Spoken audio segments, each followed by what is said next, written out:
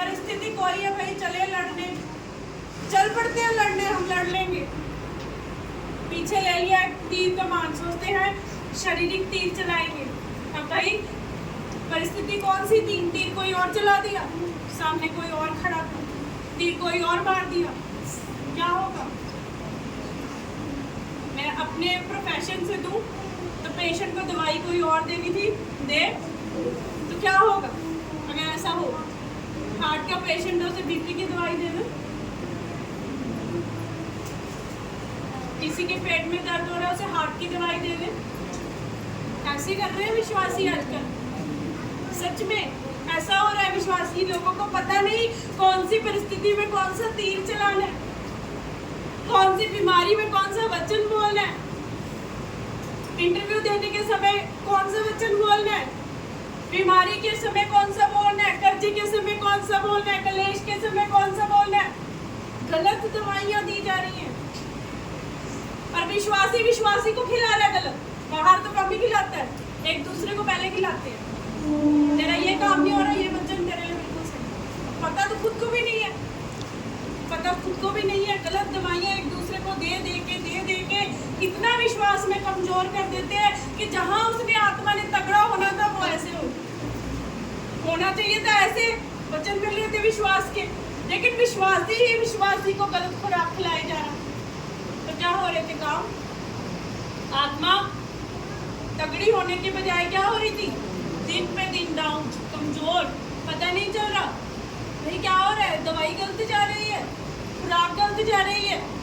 आशा ने कहा तू सामर्थी की भी सहायता करता है और शक्तिहीन की भी सहायता करता है। यहोवा मेरी सहायता कर, क्योंकि हम तेरे नाम से जाएंगे। और उसने जो लास्ट आयत कही है ना, वो आयत तो एक बहुत ही देखो, उसने लास्ट आयत में कितना बड़ा विश्वास प्रकट कर दिया कि मुझे लगता है प्रभु ने सोचा अब तो जाना ही पड़ेगा।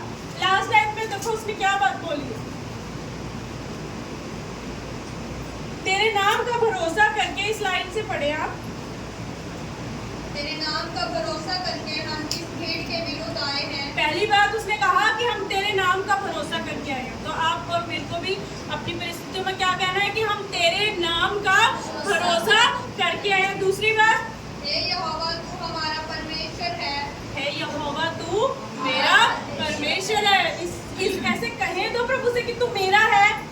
जब उसे एहसास दिलाएंगे, प्रभु के आगे गिड़गिड़ाएंगे। एक वो अभी बीच में आप देख रहे होंगे, वो गुरप्रीत सिंह जी ने कुछ बोला था, तो पास्टर नटराज जी ने एक बात बताई थी, कह रहे तुम हो कौन? परमेश्वर जूम कर करके भी तुम्हें देखे ना तो तुम नजर नहीं आओगे। इतना जूम कर लेना, कीड़े मकोड़े हैं परमेश्वर के सामने। उसके आगे कुत्ते की तरह उन्होंने बोला पैर चाटोगे तब परमेश्वर तुम्हारी सुनेगा। कौन हो तुम जो परमेश्वर तुम्हारी सुने? कौन है हम?